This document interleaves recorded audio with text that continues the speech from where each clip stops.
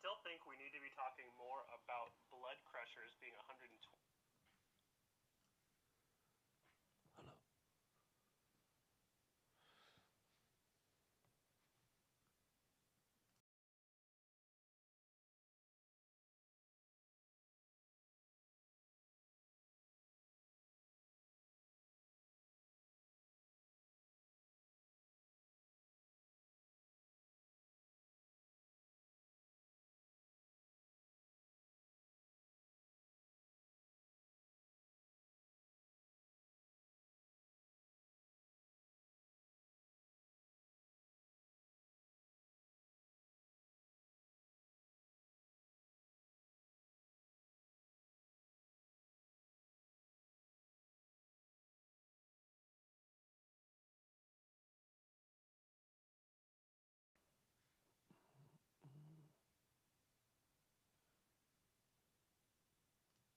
Hello, welcome to the honest-wargamer.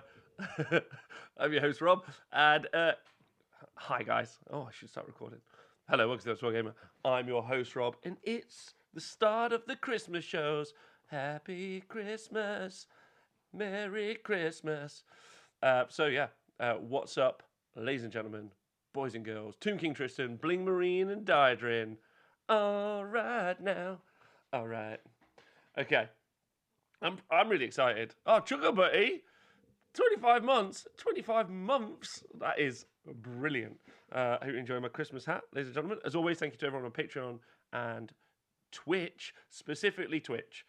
So you guys have been amazing for the past 2 years, like Chuckle Buddy.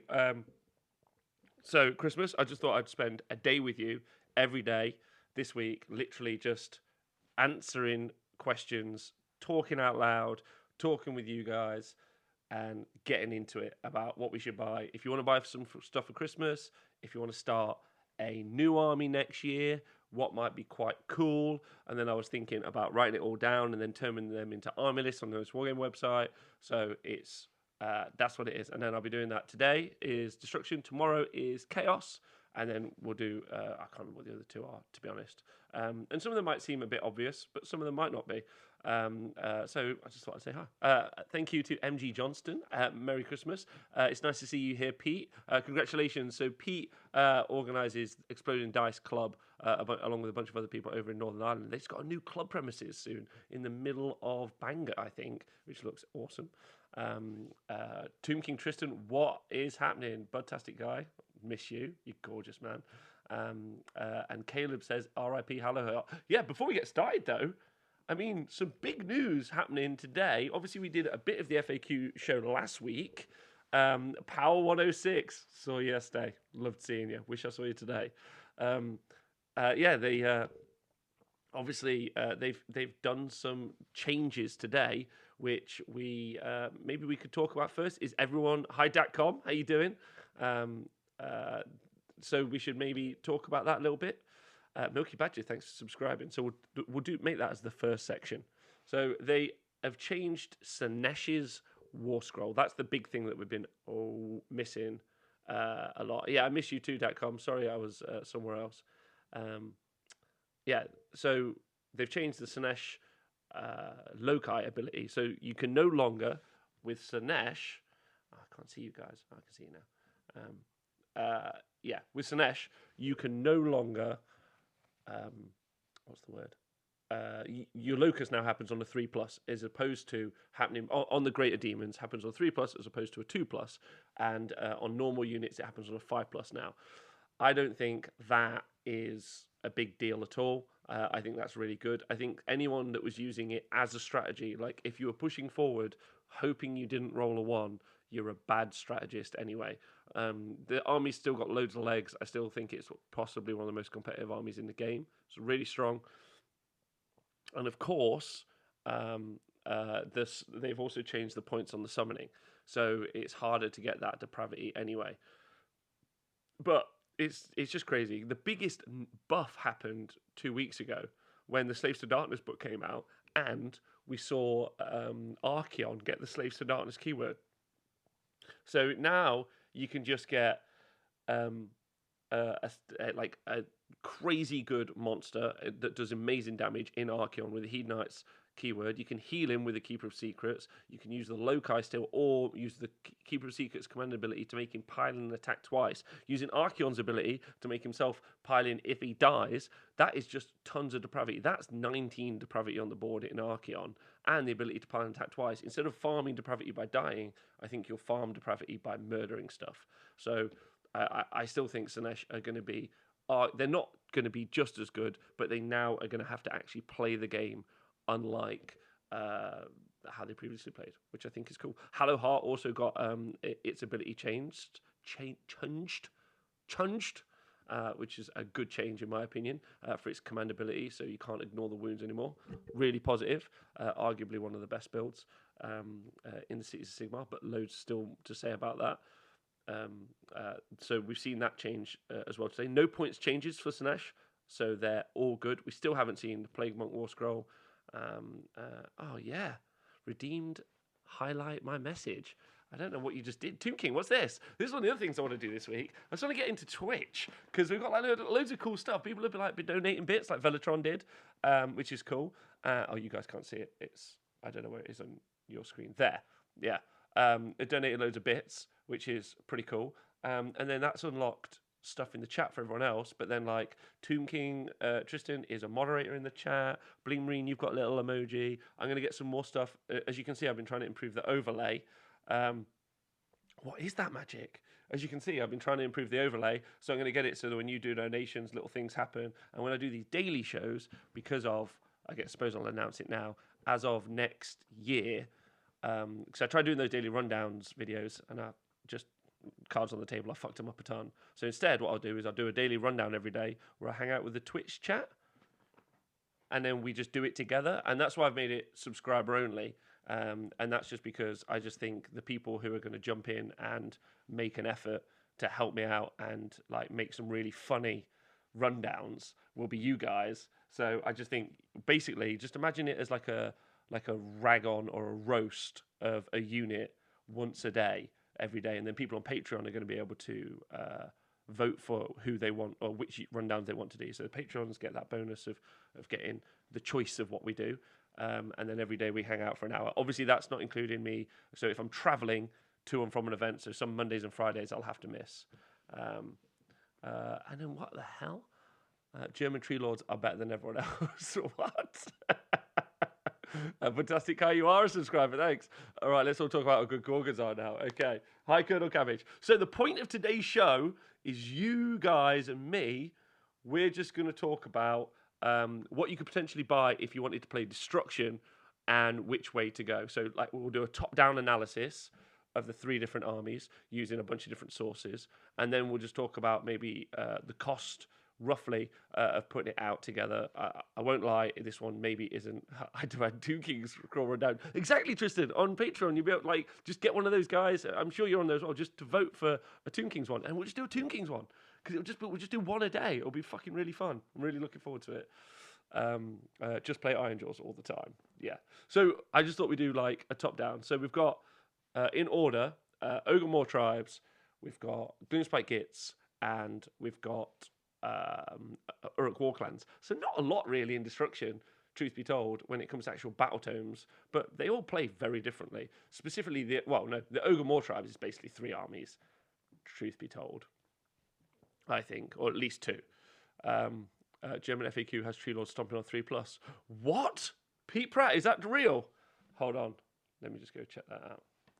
I'm sorry if you guys are listening for like if you're like new to Age of Sigmar and you're like, oh, this sounds like a really good subject for me.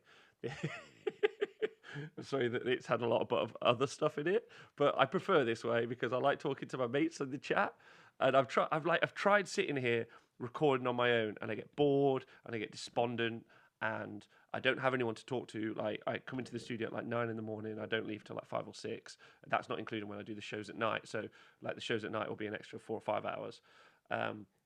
But I much prefer this, like being able to talk to Powell, Colonel Cabbage, Bling Marine, Tristan. Like it's just rad. Like, and I know all you guys, so I just feel that it's cool. Hold on, Pete. I don't even need to do it. Pete just sent me the picture. See, this is it. This is why it's Twitch chat only. Fuck you, other guys. I'm sorry. Oh, right. Okay. Hold on. I'm going to read this out to you. Seat 65. Trufgakuten. Kampfrichtstrafen Lichtungen. Fuge am Onder der Regel folgenden Texthunse. Wenn ein Model bereits ein Lichtungsschlafelswatz auf seiner Schutzstoff hat, kann es kein anderes erhalten. Das andere dick nicht daran. Correct. Die Einheit, die Hahn-Armee als Wilson, jedoch kanu die Thai, Truflag, Keitenführer, ihre Lichtung nicht verwenden.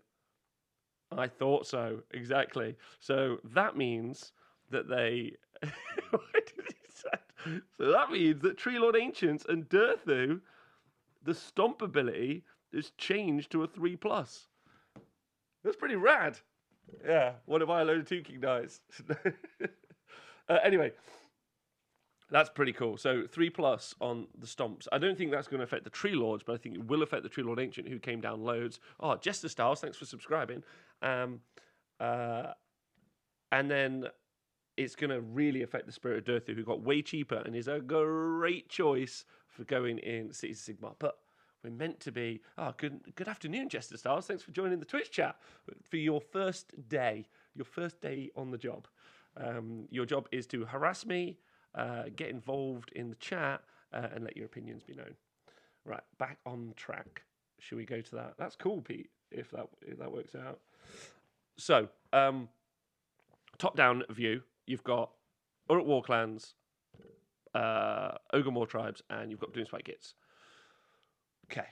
Now, I suppose there's a couple of ways to rate them, but I thought the key element that people would want to be looking for is how long it would take to get on the tabletop, and then how fun it will be to play. Now, fun, obviously, is dependent... Oh, wait, you found Pokemon. There's Pokemon emojis. And remind you, stay hydrated. I got this. Oh, man. Yeah. Well, thanks very much. I'm going to have some water to stay hydrated. You guys should stay hydrated as well. Ooh. So, arguably, Gloomspite Gits is often... So, I'll just change the little overlay. Hold on, because we'll start talking about Gits first, I think, because that's where my brain seems to be going. So, okay, let's talk about Gits.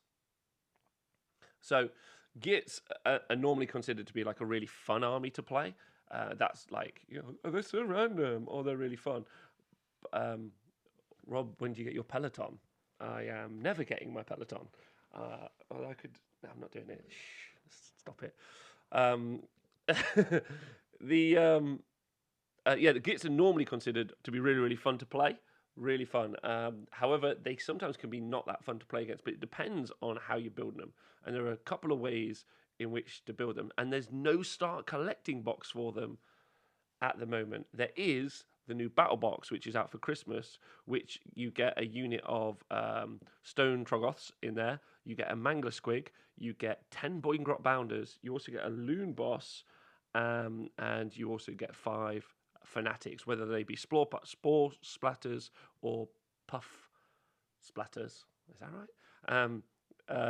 Hi, Denise, and also all you babes. Good afternoon, all on holiday, so not really here. Good. So you get all those in that Battle Force box, but there is no start collecting box for Gits. And interestingly, with Gits, it's an army you can build very mixed arms, so you can generally build around whatever you want to take. And most of the armies that we see do very, very well competitively, tend to have a lot of grots. We often see a grot shaman, spider fang grot shaman. We normally see that, a couple of endless spells, and then we see a loom boss and a couple of the other shamans is normally how we see it built. But there are some other builds, but they're not as competitive, but we'll talk about those in a minute.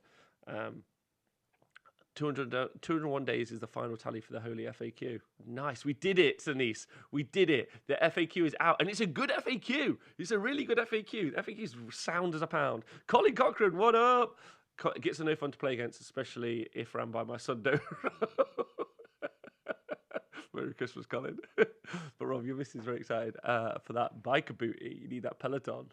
All right, Tristan. Yeah.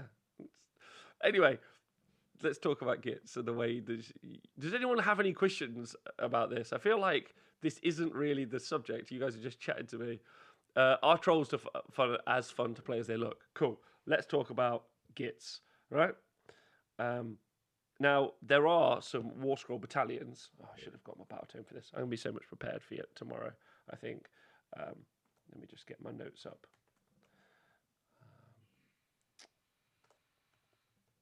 Okay, this is okay. Don't worry. Tomorrow I'll be up for it. Squeaky Lance, charge, die and drink. Yeah, well, Fantastic Guy. I think that's probably for me one of the standouts from this army. I think on something fun to play. Where do you start with Gits? Thank you, Chuckabutty. Great point. I think the answer is with Gits on where to start. That's a really great question. Really appreciate you. So if we take that as our jump off point, where you start with Gits is awkward because it depends on where you want to go. Because you can just get a bit of everything, which was my point at the start. And then you initially go straight to I've got to have hordes of the actual stabbers or the Araboys, but you don't actually have to get them because it depends on where you want to end up. Is my point. So I think you want to kind of look at the Gits book a lot like people look at the Uruk Warclans book, where you've got the Iron Jaws over on one side, you've got mixing it all up in the middle, and on the other side you've got Bone Splitters. In this, you've got Spiderfang, you've got Trogs, and you've got the Gits. Now, the best competitive build is probably a mixture of them. However, and some of them not stand out as good. So, but that's a really nice thing about the army is you can take a bit of everything. However, you can go all the way into one section of the army, but you need to be aware of it. I would say you definitely want to always pick up a couple of boxes of the standard grots. Maybe 2 boxes, just start there, because then you can move around the other battle line units. That's not too daunting, realistically. So that's a good place to start. I'm just going to go and get my list of units up. I should have done this before. Right. I would say that's and then it really depends if you want to go into the different areas. So we'll start with the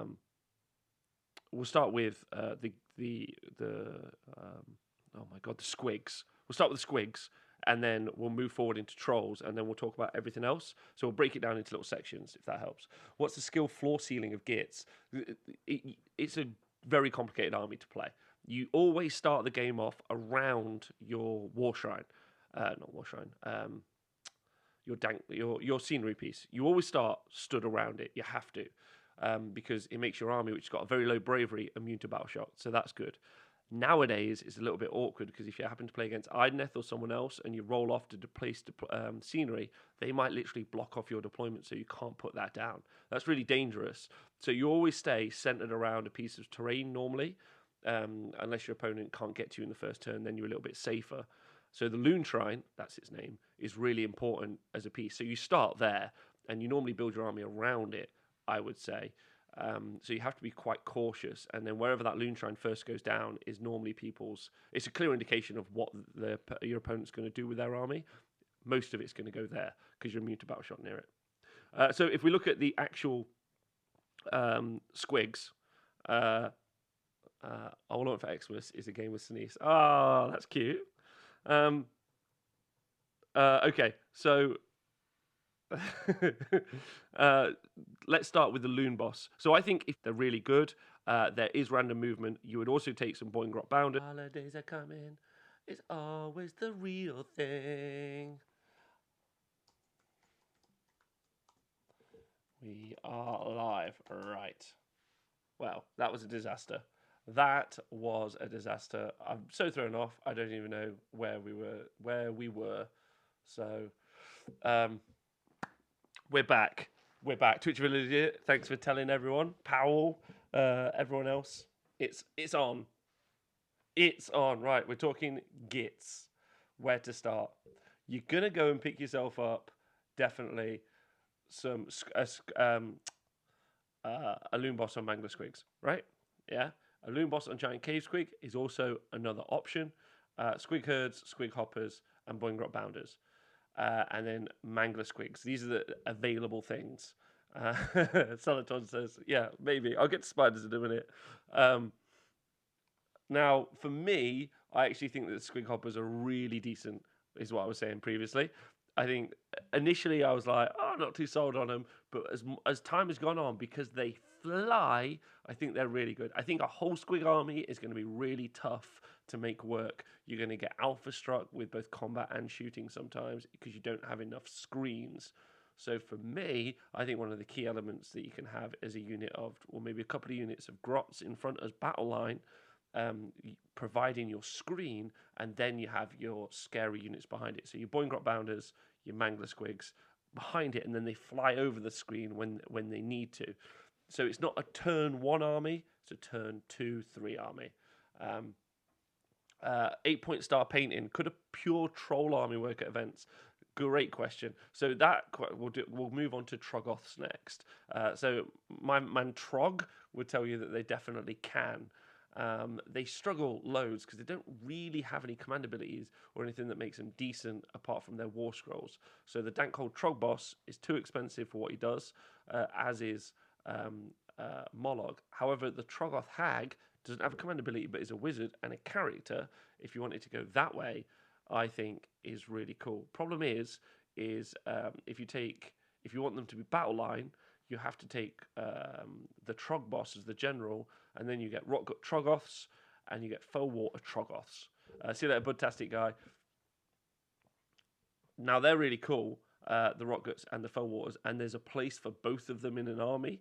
The Fellwaters are really strong, and the Troggoths can be, and the Rotguts can be really strong. Cause it's 140 points for 3 Rotguts, and it's 150 points for 3 Fellwaters.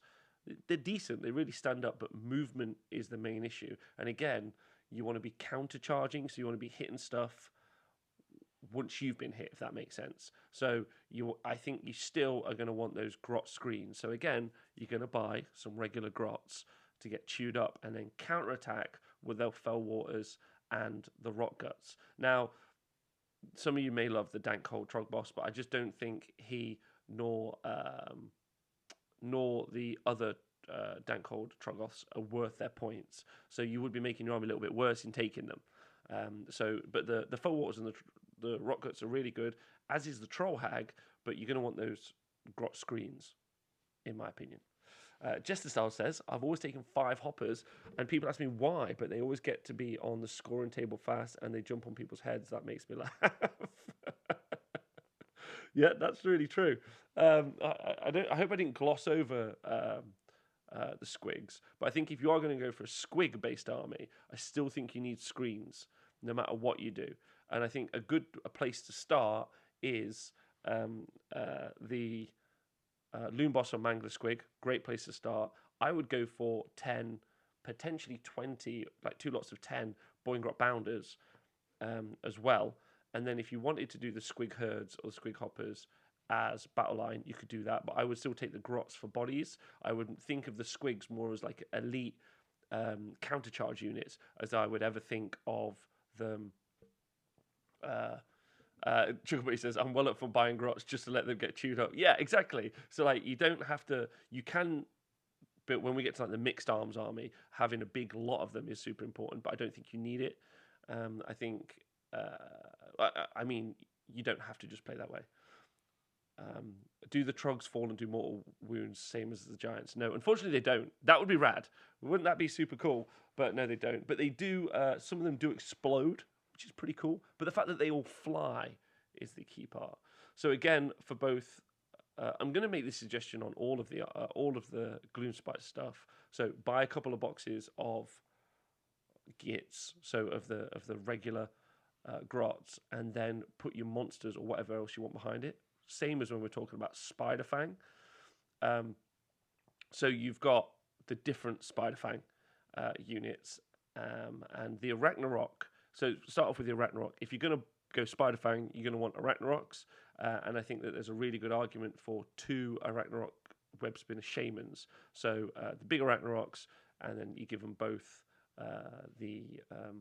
they're just cool. They're really great wizards. Think of them as a shooting platform that can fight as well. And they're really not that expensive, which they're 280 points for a 2-cast wizard sat on 14 wounds that can do mortal wounds in close combat.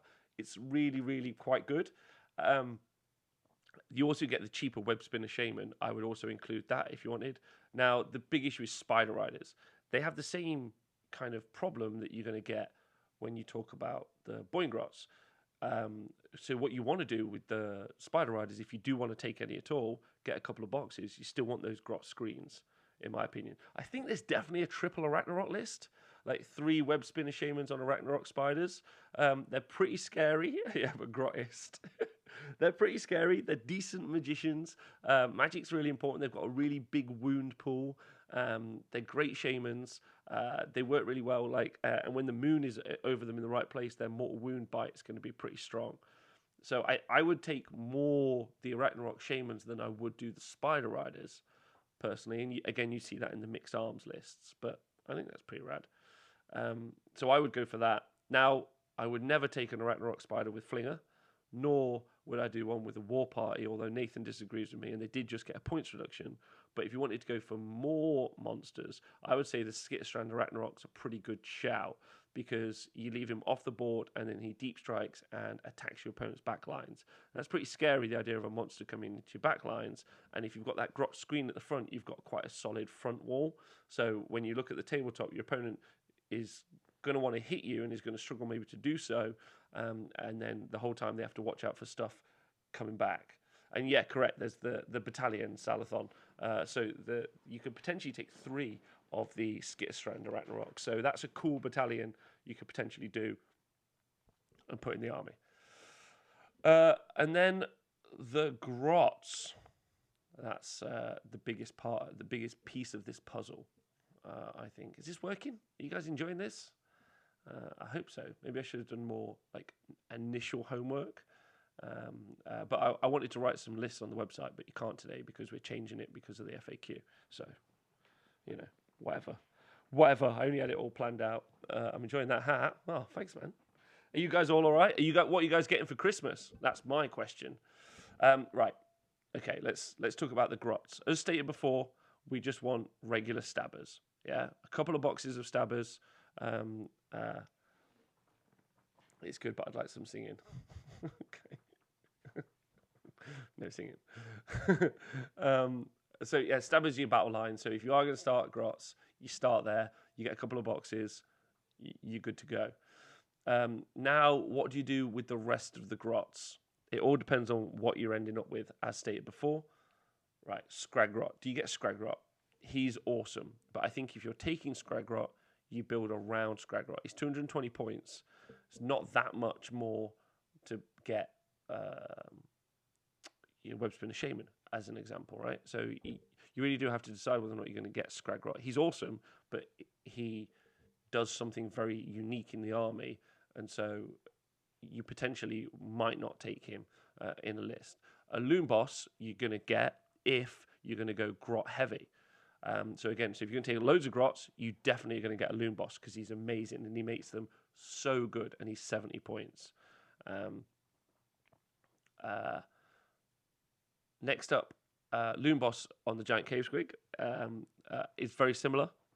And then the Madcap Shaman, the Fungoid Cave Shaman, and Zarbag.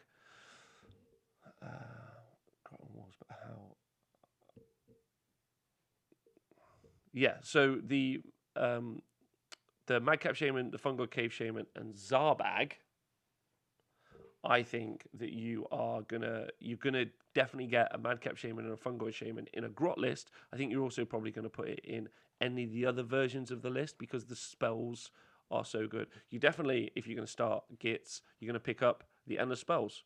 The Endless Spells are really good, and you're going to pick up the Loon Shrine. So, in my opinion, the order of what you're picking up straight off the bat is a couple of boxes of Grots, Endless Spells, and the Loon Shrine, and the Battle Tome. That's your starter.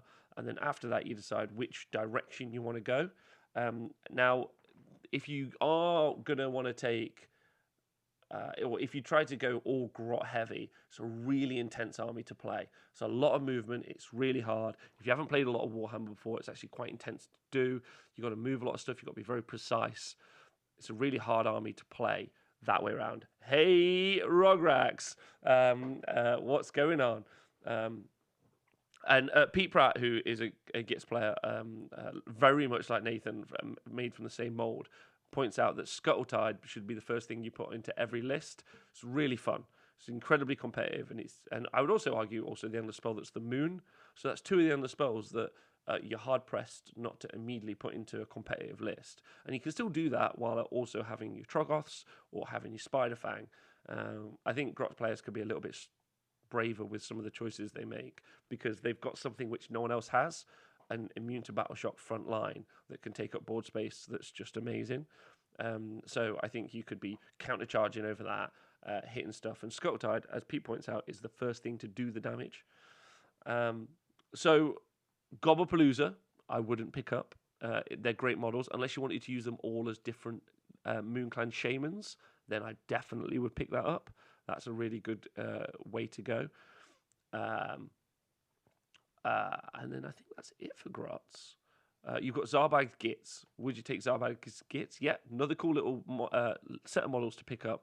The nice thing about Grots is, like you say, that's the Grot Shaman. Everyone's just going to believe you, so you're all good to just take that. That's it. The Loom Smashers Fanatics and the Spore Splatter Fanatics. I think you're only taking either of those if, again, you're going Grot heavy. And as stated before, if you are going Grot heavy, it's a big investment in time and making things work. So I'd be super conscious and cautious, right? So I think that's Gits. How does everyone feel about that as like a start collecting? I think we've narrowed it down. You start out with the War Shrine, the Loon Shrine, a couple of boxes of Gits, and the Endless Spells. And from that point on, you decide you're going to go Trogs, in which case I would get a couple of Shamans and as many Trogs as I wanted. I wouldn't go for the Trog General, or what's his name? That guy. And then if you're going to go Spiders, I'd pick up an Arachnarok, maybe 2, and a couple of units of Spider Riders, potentially. But I definitely would get the Arachnaroks, and I might just go Skitterstrand Arachnaroks as well. If I was going to go Squigs, I'd pick up the Loon Boss or Mangler Squig, maybe a Mangler Squig as well, and then at least 20 Boingrots. And that would be my kind of jump off into playing Gits. And then I think you're pretty set up to learn well there. Yes, and then if you're going to go Grot heavy, I think you're going to pick up 60 Grots, maybe another unit of 2 tens of Grots. You're going to pick up a Loon Boss. You're going to pick up some Spore Splatter Fanatics. You're going to pick up some Sneaky Snufflers because you want those Grots to do as much damage as possible. That's your plan. And then you're going to pick up some Shamans and Endless Spells. So those are your 3 ways, I think. And then after that, you can start looking at like lists on the website and looking at how to improve. But the Grot list isn't particularly fun for anyone, I don't think. The Boingrot list is, the Squig list is super fun, but really random. A lot harder to win tournaments. The Spider-Fang list is really good as well, and it's really fun fishing for those 6s to do mortal wounds. So I think that's a good point. Everyone happy with that, or does anyone disagree in the chat? You guys know. What do you think? Let me know. Let's change scene. Let's change it. Let's change it up. Let's move on from Grots. I mean, Destruction's easy because I've moved the camera. Destruction's easy because there's not many, right? Whereas when we get to Chaos and Order, holy bananas, that's going to take a long time. So, right. So let's talk about Ogre More Tribes. Ogre More Tribes. Rippers. Sorry, you wanted to ask me about Rippers. Okay. Let's talk. I haven't actually looked at Rippers, so I'm going to look at Rippers. Would I pick Rippers up? Probably not. And that's the Warcry Ripper Snarlfangs. Would I pick them up as a Warcry warband? Maybe. Would I pick them up as an Age of Sigmar unit initially? If I was just starting to collect, probably not. But they're cool little models, but I wouldn't pick them up straight off the bat because I don't really have a reason to if I was building an army to play with. Does that answer the question? They look cool, though.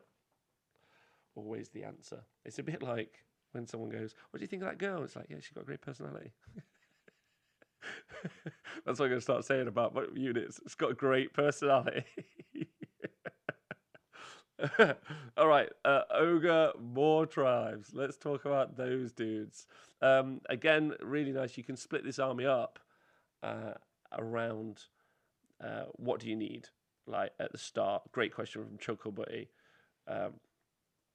initially, and you obviously, in my opinion, you're going to pick up the more pot.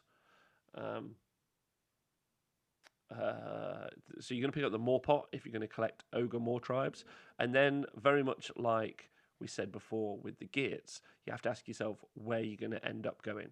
Now, there is also a start collecting box as well. So there's a start collecting box, which is pretty cool. Which is, let me just go get it. There we go. It is the old Beast Called Raiders box. So start collecting Beast Called Raiders. So not 100% how long it's going to be out for, but it does have a Stonehorn or a Thunder Tusk, and it has 4 Mournfang in, and it's crazy cheap. And if I was going to play Ogre Moor Tribes, or specifically the Beast Called Raiders part, I think this would just be the way I'd go. I'd pick up 3 start collecting boxes. I'd build 3 Stonehorns, or I'd build 2 Frost Lords on Stonehorns and maybe a Beast Riders, and then I'd rock out the Mournfang. And I would. That's a really again. So it's in the issue with the army is it's gonna get alpha struck maybe in combat. Potentially, you could use the Mournfang as screens, but it's an amazing army to put in a box. 150 quid in England, maybe even less if you get discounts and stuff. It's Brad Glover, big love to you. It is a great, great deal. It's just 3 start collecting boxes, a bunch of big models, super easy to put together. You've got a pretty strong army. 3 Frost Lords on Stonehorns are super tough to deal with. You give one of them the Ethereal Amulet. That's very hard to just clear off, and you just throw them at people. And you might win tournaments with that. You could finesse it a little bit, but it's a great jump-off point. 8 point is Star Painter says, and you could be like Donor and have less models than people have drops. Agreed. That's exactly what you could do. So it's a really easy army, really fun army to put together. So that's where you want, but you're going to start off with a Moor Pot, and you're probably going to add not a Slaughter Priest. Yeah, Slaughter Priest. I always get them confused with the Butcher. I think that's correct. Ogre Moor Tribes.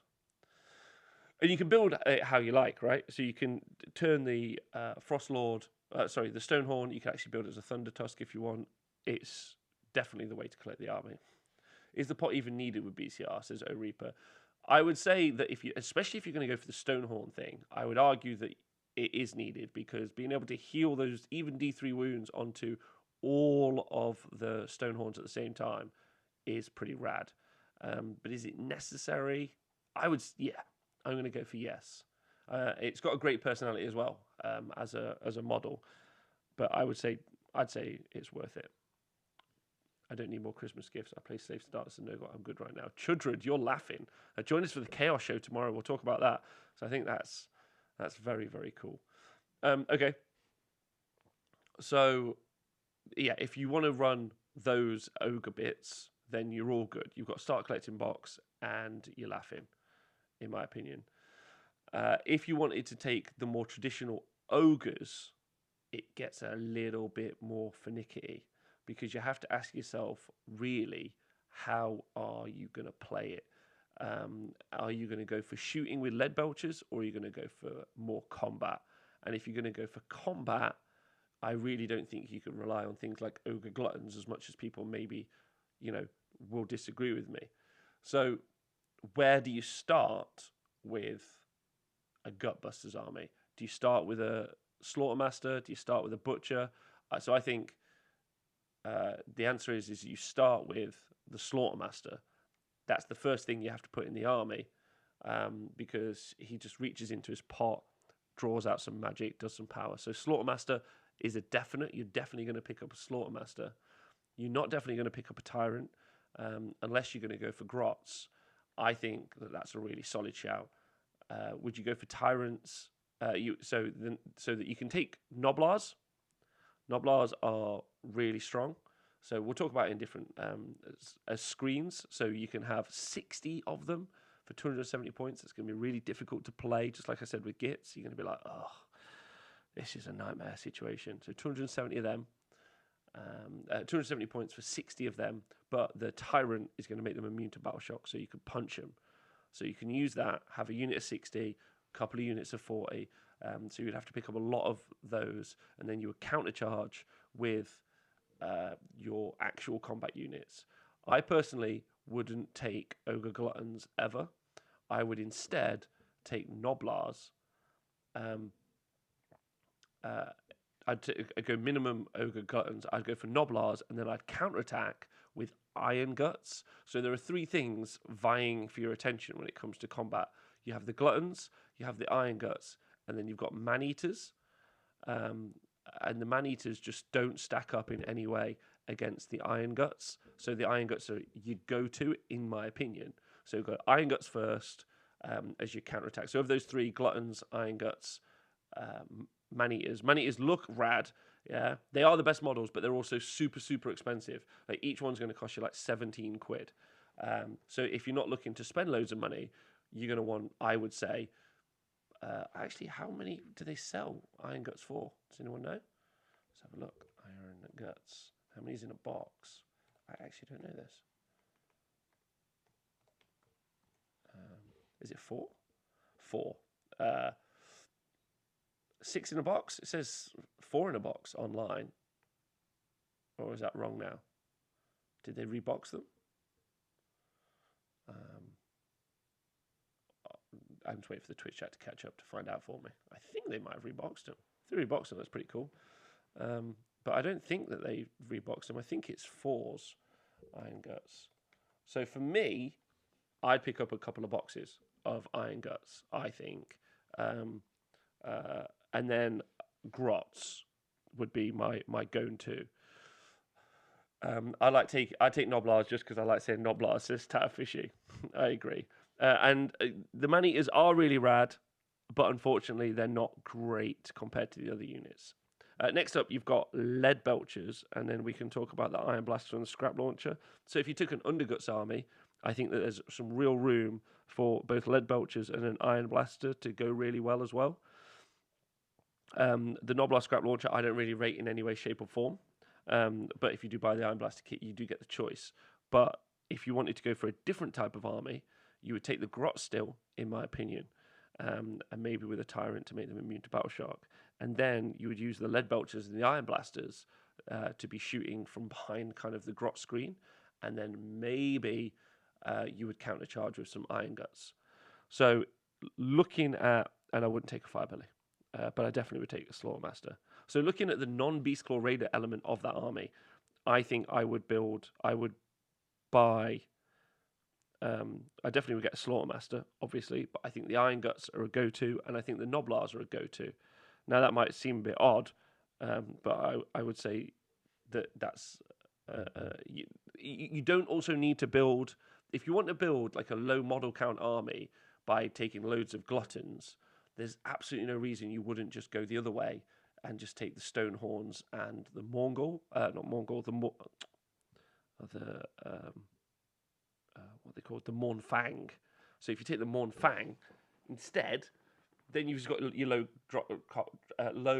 drop army. So going for Gluttons, you are making yourself a glutton for punishment. You're also spending loads of money for just something you could do loads better in a different way. Dexamon, thanks very much for subscribing. Welcome to the show. That's right. All right now. All right. Okay. Lead Belcher's still ace since, for some reason, the bridge dodged the FAQ. They did O-Reaper. So I haven't added any endless spells in, but of course, if you started to add in endless spells, there's things like the bridge from Forbidden Power, which you'll be able to cast endless spell and put a unit of Lead Belchers over, which doesn't count as having moved because it's a setup, so they still will be able to fire their D6 shots as opposed to D3. So if I'm going to build a more Ogre Central army, I'm either going to build Iron Guts or I'm going to build Lead Belchers, or I might build both as well, and then I'm going to add in an Iron Blaster. So those are your kind of two ways to build the army, in my opinion. Now, there are some additional little elements that are fun. Should I pick up an Icebrow Hunter and some Frost Sabers? You could do. They work pretty well on their own. There's a battalion you can take, which is interesting, and I don't think has been FAQ'd. It has been FAQ'd that you can't stack the attacks, but it's a nice little backline unit to attack, but they're expensive. Are they going to win you games? I don't think so. So I don't think I necessarily would 100% pick them up. Yetis. Am I going to pick up Yetis or Gorges? I don't think so. Same reason. They're very expensive. They're kind of older models. I'm not sure how long they'll last being in the game. So I don't think I might take one Gorger, but I don't think I would take Yetis or Gorges realistically. So I wouldn't pick up a Firebelly either, even though it's a fantastic looking model. So that's how I would play Ogre Moor Tribes, and that's what I would pick up if I was looking to get into Ogre Moor Tribes. So you've got the super cheap buy, where you buy the Moor Pot and the couple of start collecting boxes, and you go that way, or you go Noblars, in my opinion, Iron Guts, and potentially some shooting is the other way. That's my thoughts, but obviously other people have different opinions, but I don't think you can go wrong with the Iron Guts, and I don't think you can go wrong with the Noblars. So whether or not you want to pull the trigger on those. Dexmon says, only some because all the man candy here. Looking good, Rob. Oh, thanks. Snazzy hat. Have you discussed the SNES changes yet? We have. My boys are over the moon. Loads of demon smashing in the future. We've talked about it a little bit. It's really exciting, I think. Bling Marine, thoughts on Hunters and Kitties? I think I've answered that. I think it seems super cool, but I definitely wouldn't buy those Frost Sabers because they are ugly. I'd find other models to use instead of the Frost Sabers. They're really bad sculpts. They're made of a really bad resin. They're ugly. So if you did want to get Frost Sabers, I wouldn't buy the Games Workshop Frost Sabers unless you were playing at a Warhammer World event, which I think is the only place that specifies Games Workshop models. I would find something that's cooler. You've got Thunder Wolves that you can get from Space Wolves if you want to stay inside Games Workshop. And if you go outside Games Workshop, there are some incredible wolf models that you'll be able to paint in a bluey paint scheme. So just don't buy them. Don't give them the money. You're just giving them money for rules, and I think that's a mistake. Just buy the model somewhere else. And if anyone's got, does anyone know in the Twitch chat got a link to any cool? Hold on, Miss Miniatures do some amazing. Hold on, let me see what Miss have got. Miss Miniatures. Soon, at some point, I'm going to have it so you guys can see what I'm searching for on the actual overlay as well. But right now, obviously don't. The problem is Miss Miniatures' website is a fucking nightmare to look through. And I say that with love. I think they have like a wolf type model. God knows. I think Nathan. Hold on. We'll do this and we'll get back to us. Because I'm not searching through Miss Miniatures' website. It's too difficult. Too difficult. But we know that Nathan Prescott is currently at Miss Miniatures. So we'll just ask him.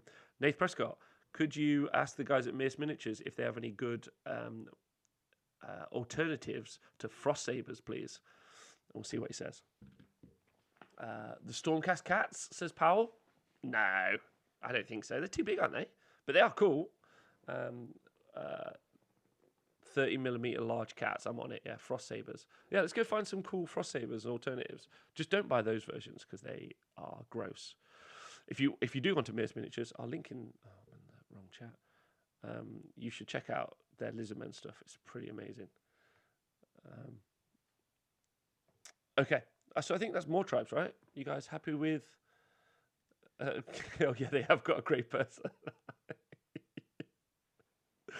Okay, last up. This hasn't gone too badly. I'm pretty chuffed with this. Last up, Uruk War Clans. We'll see what we think of these guys, or what you guys think of these guys. Use Snarlfang Rippers. You could use Snarlfang Rippers, actually. That's pretty cool. So a hunter coming along with the Snarlfang Rippers. They're not too bad. If you wanted some Frost Sabery type things, and then they stick in. 8 Point Star says he found a big cat. I'm interested as to what this is going to be. Miss Amazing Minis woeful website. Yeah, agreed. But Amazing Minis, right? So I wish they had just like they've got like you can peruse the range, but they're all their names, and I'm just like do it via like animal, if you know what I mean, like dwarf or beastie. Hold on, 8 Point Star has found something. Worth Point Bane Beasts BNB. That is quite cool. Yeah, man. Marabou. Okay, that's pretty fun. How expensive are those? Oh, they don't look too bad. Bane beasts. Okay, yeah, that's pretty. That's better than. Might be a bit large, but pricey. Oh, we'll find it. Oh, yeah. All right, we'll come back to that. And I'm sure that's going to come up again actually tomorrow. So good shout for everyone. I'm going to, £30 per one. Nah, that's way too expensive because Games Workshop, the Frost Sabers are Frost. They're 12 quid for two. So you're looking at £6 each. But they are, no, don't buy them. If you buy them, you're a mug. They're awful looking. Has everyone seen a picture of them? They're gross. Definitely don't buy them. Don't want that. I don't want this to be what the show's about. But, okay. Right, let's go. Let's talk about the next army, shall we? Because we're nearly done. And I think this has gone okay, which I'm pretty happy about. So Uruk Warclans is the next one. Uruk Warclans. Okay. Let's do this together. Uruk Warclans. So again. So if you just get into Uruk Warclans, you don't need to buy a terrain piece. Great start. You don't need to buy any endless spells. Good start. So you're not having to spend any extra money for stuff that you definitely need. And where to start. Now, there is a start collecting box that you can have. And let's have a look at that, and then let's build an army out of it. So before I say anything else, oh no, actually, I was going to say buy 2 war chanters, but that's not necessarily true. And it's called Start Collecting Iron Jaws, is what it's called. Collecting Iron Jaws. Yes. Oh, mini cats look cute. Beastgrave elves have a big cat or two, says Trickle B. Interesting. The saber-toothed. Oh, no, they're pretty ugly too, aren't they? Warp Lock miniatures. No offense to Warp Lock. Saber-toothed varmints, 3 of them. They're quite small, though, aren't they? Quite diddy. All right, so the Start Collecting box, you get inside it, you get a War Chanter, you get 10 Ard Boys, and you get 3 Gore Grunters. You can pretty much build a competitive Age of Sigmar army from this Start Collecting box. You could buy, let me just do the maths in my head very quick. You could probably buy 3 of those and a Maw Crusher, and you've got an army. And an army that is not bad at all. The only thing you would additionally need to add is a Weird Knob Shaman, and you've got the crux of a very, very solid army. The War Chanters make all of those units really good. The Gore Grunters units of 3 or even 6 are terrifying. Ard Boys are super strong. So it depends how you want to play, but Ard Boys generally are conceived to be better than Brutes. You don't need to buy terrain or spells too soon. Reaper, it's not like when you are thinking about some of these armies, there's no way you wouldn't take some of the terrain pieces. They're almost like, I actually would argue that you don't need the OCR Bone Reapers one. Like, you don't need it. You're right, Games Workshop have made some of the terrain pieces. Like, if you're taking Gits, you have to take the Loon Shrine. Yeah? If you're taking more tribes, there's a strong argument you don't need to buy the pot. But yeah, and then for Uruk Warclans, you don't need to buy anything because it's not there. Whereas, what else would I not? Would I definitely like the Corn one? Is I think necessary because you're going to reroll the prayers, but it's not vital. Sinesh one, maybe. Sylvaneth obviously need it, otherwise they can't play. So, some of it's not vital, I guess. The Idneth boats, I don't think they're actually that necessary. I think because it was just out early, I think people just put them down. Sinesh terrain pointless. It's because it doesn't cost any points. Fucking dick. Right, yeah. So Start Collecting box is a wicked place to start actually collecting Iron Jaws if you want to get into it. So you can get, and you can go. So let's start top down again. It's a really good start-off point, I think. Really good start-off point if that's what you'd like. Because then you can go either minimal or loads of models. Are Gnaw holes absolutely necessary, says Bling Marine? I don't think that's so. I tend to see people put them down to make your opponent have to put units on top of them. I don't know. We'll see. Right, so let's start top down, shall we? I think some of the units. I think you'd be really good. Like if you wanted to, there's no problem buying 2, even 3 boxes of the Start Collecting box because Gore Grunters themselves are really expensive. So let me just put this into. So there's £60 on the website from Games Workshop, and Gore Grunters are £48. So for £12, you're getting a War Chanter,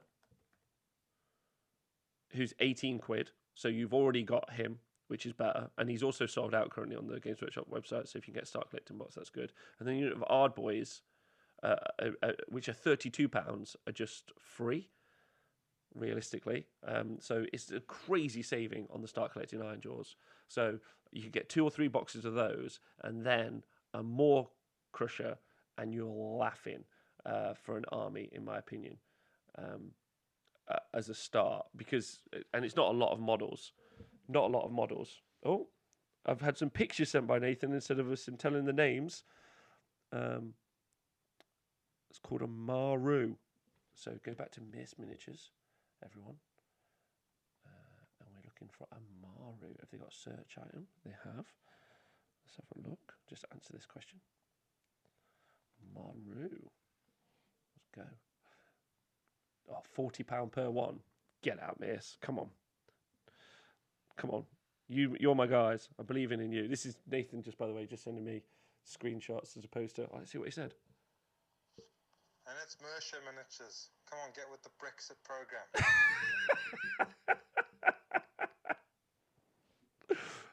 You just said that live on the internet. So, would you like to say hello to everyone? Oh, there is a little pack. Reox pack, the Freywolf unit. I don't know if you can even put in Reoc. Reoc. I'll try that. Okay, yeah, so 5 wolf models called Reax Paul Freywolf unit. All right. Do you know what? I'll find a link. I'll put them in the show notes, and you guys can. Of course, Nathan sent pictures. He's a destruction player. Thanks, Reaper. I'd forgotten about that.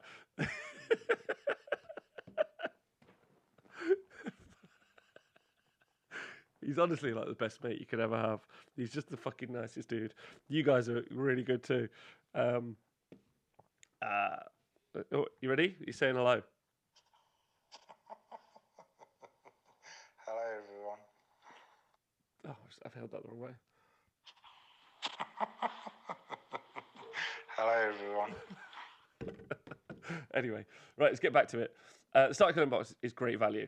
Absolutely what I would do. Also, they got lacquer spiders here. Very nice spiders. Very nice spiders. Oh, okay. Right, where are we up to? Let me just go find my units, my unit table. So, do you get a more Crusher? Oh, Kids with SIDS, thanks for joining the chat. What's going on? I feel like we could do with the Nathan soundboard. Rograx, great shout. Let's do that. I'm going to write that down as an idea.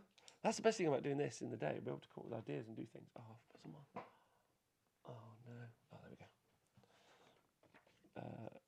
we go. Push a button and the stream is just treated to. Very nice, spiders. Okay, yeah. We'll do that, Nathan soundboard. Easy. Okay. Right, so great question.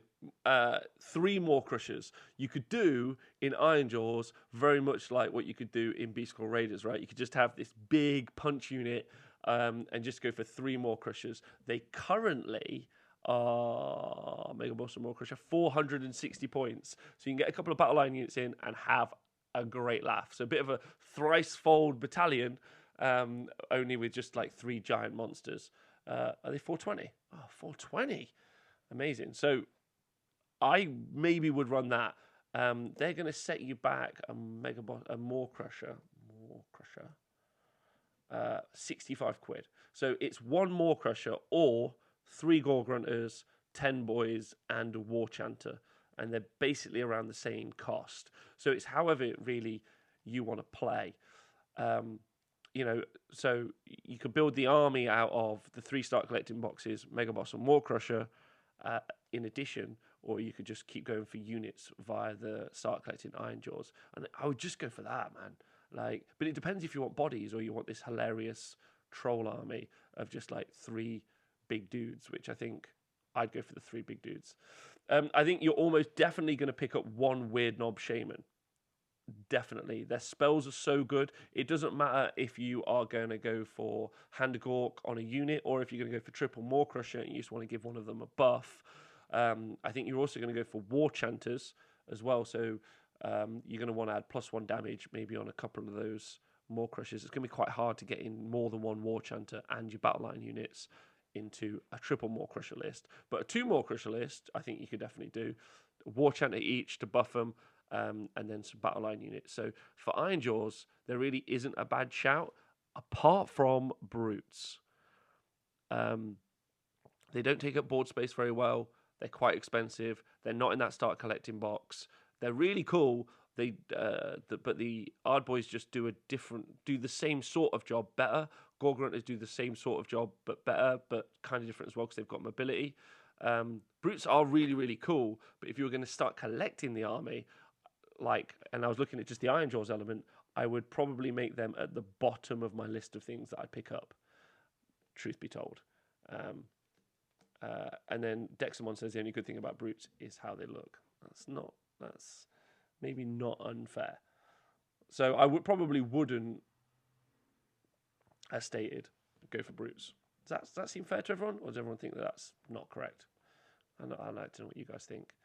And then finally, if we look at the other parts of the Uruk War clans, because I wouldn't use Uruk War clans in a Great War either. Yeah, they've got a great personality. They've really got a good personality. So you've got the Wergog Prophet, the Savage Big Boss, the War Doc, and the Maniac Weird Knob Shaman. And here's where it gets really interesting if you're going to pay the Bone Splitters part of the army.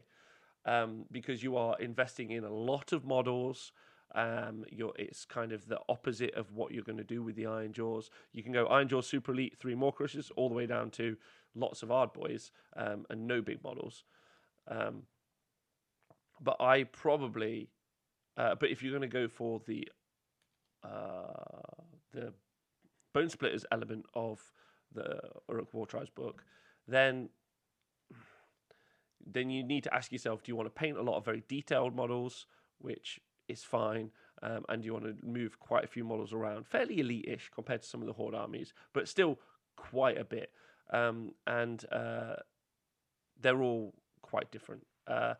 So you've got the Savage Boar Boys and the Savage Boar Boy Maniacs. Now, a couple of units of Savage Boar Boy Maniacs are pretty rad. You normally will see people trying things like the Cunning Ruck with the shooting, but I actually don't think that that's as good as it's made out to be. And I actually think that the Savage Uruks are pretty decent. But in the mixed list, the Arrow Boys are really decent too. So if I was going to pick up this part of the army, or if I was going to look at the whole army as the whole book as a whole, I would probably pick up the Arrow Boys because they mix in really well with a Big War. Because you have those and take the Ard Fist, or you just take some Ard Boys, and they do some nice shooting, which the Iron Jaws element lacks a lot. If you're going to pick up the Boar Maniacs or the Savage Boar Boys, I'd pick up the Maniacs, in which case I would also pick up the Weird Knob. I would also definitely pick up a Wergog Prophet and a War Doc as well. So, because you're going to want to buff them. So you have to pick up a lot of support pieces before you decide to pick up one of the main units. And when you do decide to pick up one of the main units, you have to commit to a horde of that unit. So you can't. It's not the easiest army to just go, I'm going to pick that element out, because I think it's a little bit, it all works either together cohesively or it doesn't work very well at all. So it's quite hard to work out. Arepa says that Cunning Ruck has been rolling people in his meta, so that's been doing really quite well. It can be decent, and also being able to ignore saves might be a really big shout as well going forward from the from the archers potentially. But you just don't. You lack decent combat punch. There's very little rend in the army. It's got a lot of exploding attacks. I just don't see it doing really solid. It doesn't seem to have really solid hitting power, and a lot of it comes from the shooting and the spells. So you're going to pick up the arrow boys, definitely like a box of 30 of those, and then you're going to pick up some savage urks just as your battle line, and then after that, you're potentially going to pick up some maniacs. So it's a really hard army to put together just in its own.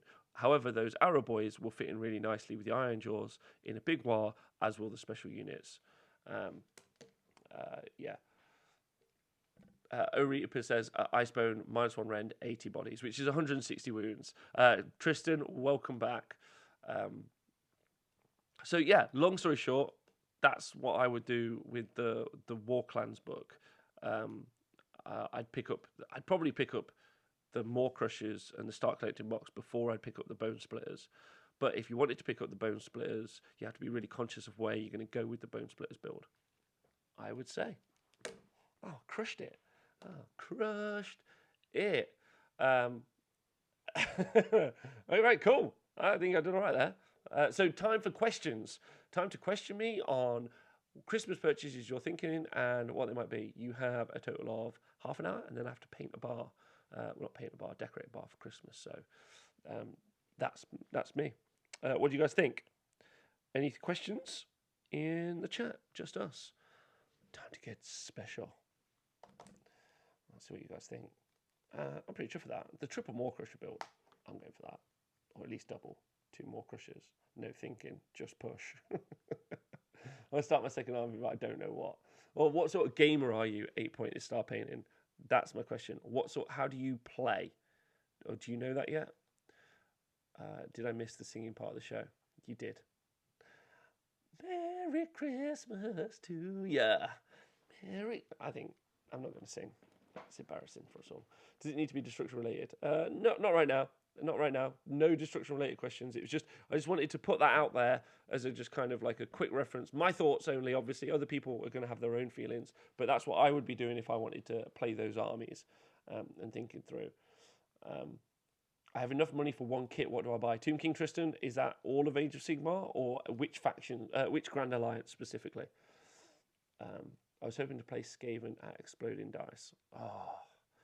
Okay, if you want to go Skaven, I know we're doing that tomorrow, but for me, it's all about those Warlock Engineers. It's all about the big, like, as I stated, the Doom Wheels.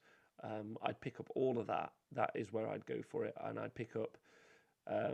they take up the battle line, though. I know the Deceiver's just had a points increase, but I'd take the Deceiver because I think it's wicked. It's got really fun. Or I'd go for loads of little characters.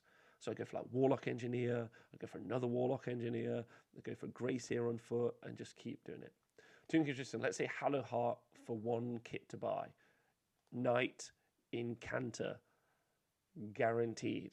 So Hallow Heart has got really good casting potential, but it doesn't have particularly strong unbind, and the Incanter is so good. If you order tomorrow, it will be like, if you want 1 order present, I would buy a Knight Incanter and the Stormcast collecting set because you can ally it into any army. You can take the Comet, and you've got, I don't know what the Incanter's at the minute, maybe 140, 240 points of pure win because of the auto unbind. Because in a mirror match against Hallow Heart, they go, I'm going to cast Bridge now and send over 30 handgunners. You just go, no, you're not. Yeah, just the Knight Incanter. Just the regular Incanter that's got the auto unbind. So you just put him down, last drop, say, no, you can't cast your bridge spell. Everyone stay there. Drop the Comet on their army. Laughing. I think it's just like an auto include for me. What to get after the Slave to Darkness starter box, says Chuckleberry. Okay. So my suggestion is going to be Nurgle Demon Princes. Because they're fairly cheap. Now, I wouldn't get the Nurgle Demon Princes on the Games Workshop website. I would either find something that you could do some modelling and make something into a Nurgle Demon Prince, or I would go and find a third-party company and find a really cool Nurgle Demon Prince, of which there are loads. My reason for that is they work really well with the tanky element of the Slaves to Darkness box. So the Knights and the Chaos Warriors Neither of them are very good as a damage dealing unit, but they will survive. So you're going to want to use the Nurgle Demon Prince's command ability to make it so that when your opponent attacks them, they're going to take mortal wounds in return.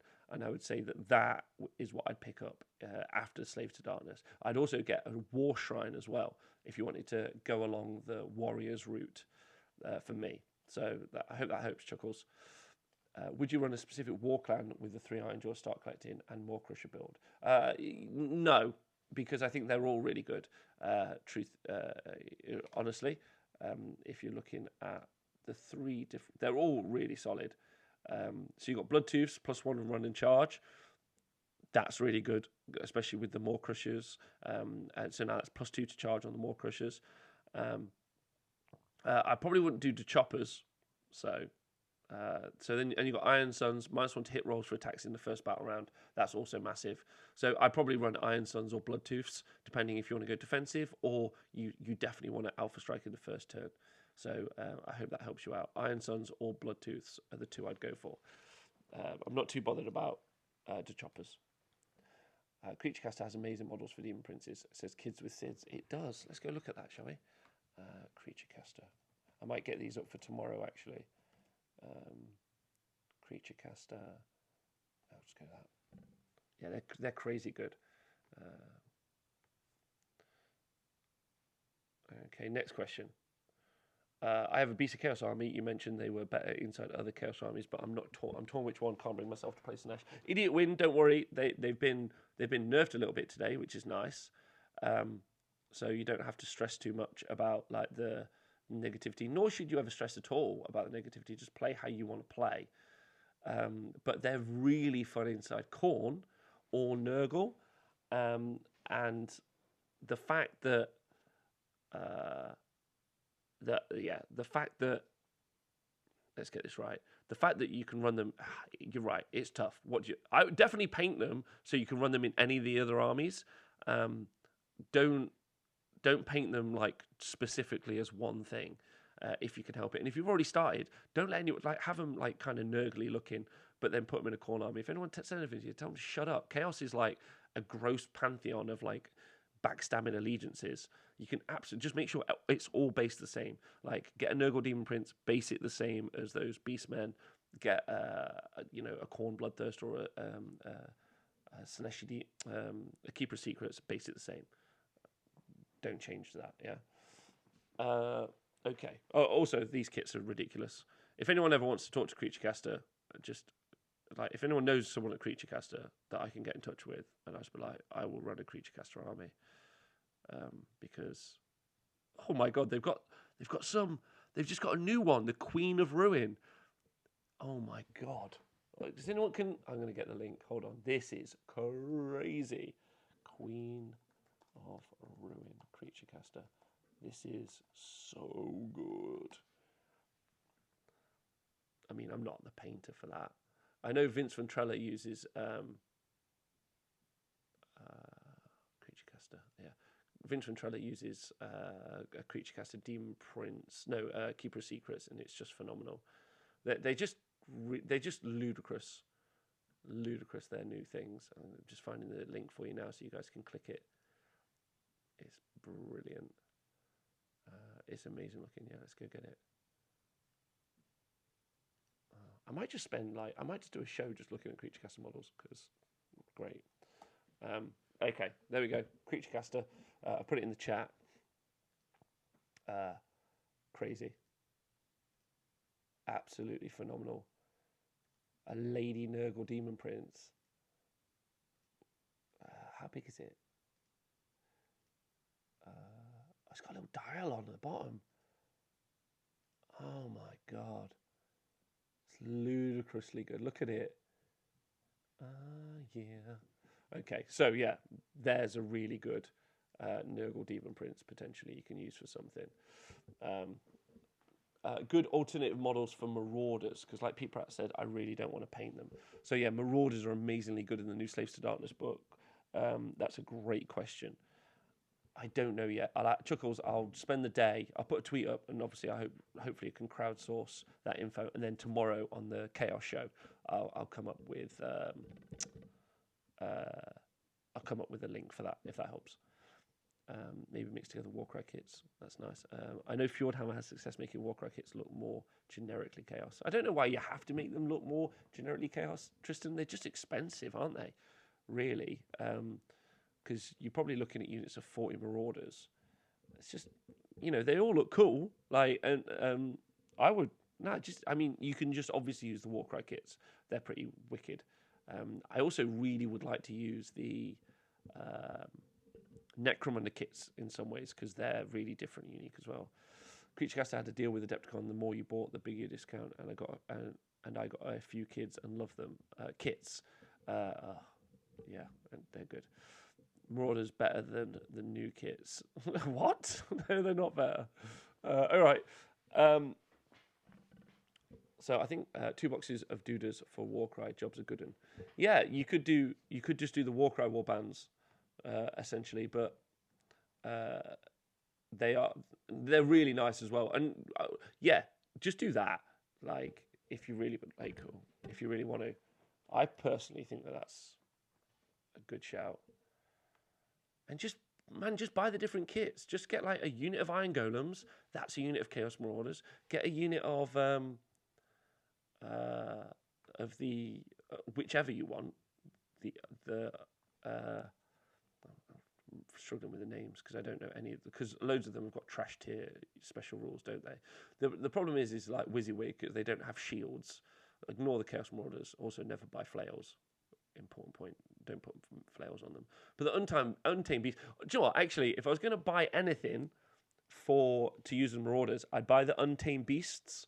And the reason that I would do that is because the Untamed Beasts themselves. Oh no, you can't. So if you want to take the Untamed Beast as a unit, you have to put them on the units on the bases they're provided with, and some of them are on 40 mils, some are on 32s, and some are on 28s. So you're already struggling. Because I was going to say you could use them as dual purpose. So if you got super clever, either with magnetizing or bases in bases or something, then I would go for the Untamed Beasts first. And the reason that I do that is because they're a great unit to put into another Chaos Force. But then if you're not doing that, man, just buy some Iron Golems, some Splinter Fang, and stick them all on 25 mil bases. Whatever. Just and buy different units. It look really cool.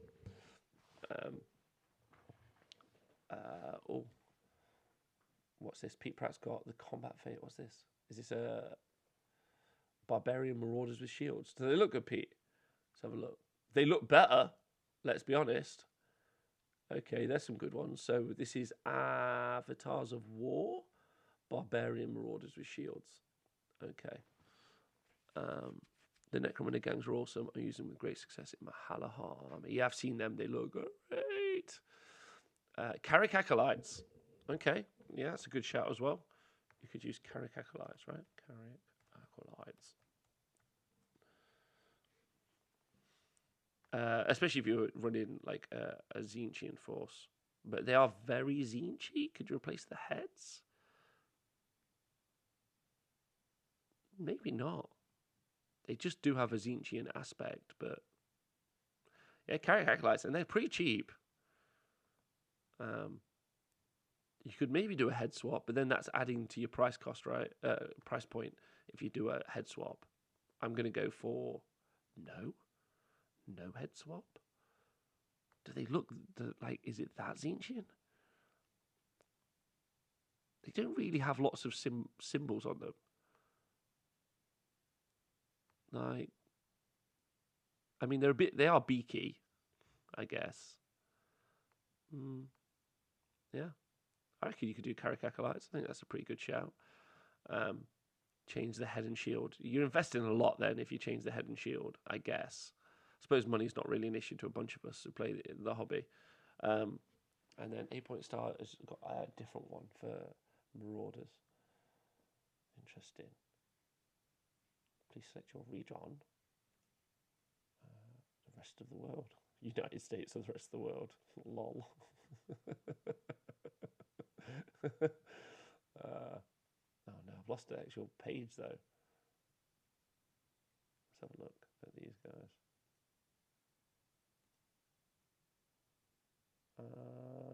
Man, they look cool. They're pretty cool. Conquest. How many did you get in a box? €36. Got some cool artwork.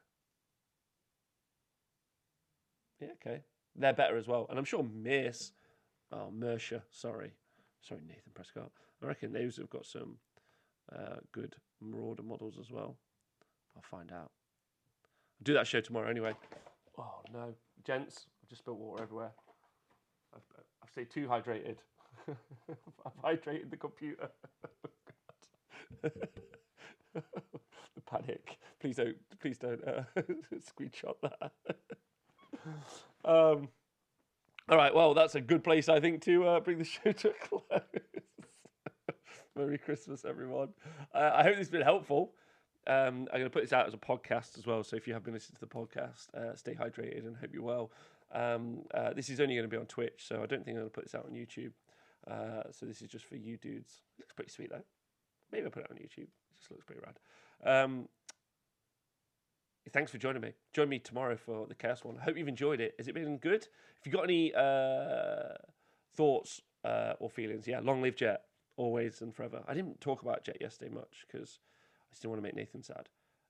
It's super upsetting, but just want my friend to be okay. And I don't think it's particularly nice, is it? So if you do hear from Nathan, see Nathan, or even think about just messaging Nathan Prescott, always do send him some love. It's been all right. Okay, Tristan or anyone else, if you have any other, it's okay. I only spilt this. I've only got water on the soundboard. That's fine. If you have any thoughts about how I can improve for tomorrow or over the next couple of days, let me know. And as I've said, this week is really a test to see whether or not you guys are up for us doing this every day, Monday through to Friday, where we do like a rundown every day. So we just talk about a unit, we talk about its lore, we make some jokes about it, we have a bit of a laugh, we look at the model. I'm going to try and make it so the overlay works so we can get like big shots of the models and do some fun stuff. So cheers, matey. Great time slot for us here in Japan. Cheers, Tatfish. You all good. It'll be nice. I'm hoping this works. Soundboards are made to get drinks on them. Good. Idiot win, really helpful. Sweet. All right, but yeah, if you've got any thoughts, let me know. I'll try and source some information for tomorrow. So again, if you just do it on Twitter, or you can message me some other way with some links to any alternative websites for some models. That'll be fun. Doing Chaos tomorrow. So excited about that. Thanks for being here. Thanks for the past year. Thanks for being on the Honest Wargamer. Thanks for being on Patreon. See you tomorrow. Have a good day and see you soon. Bye.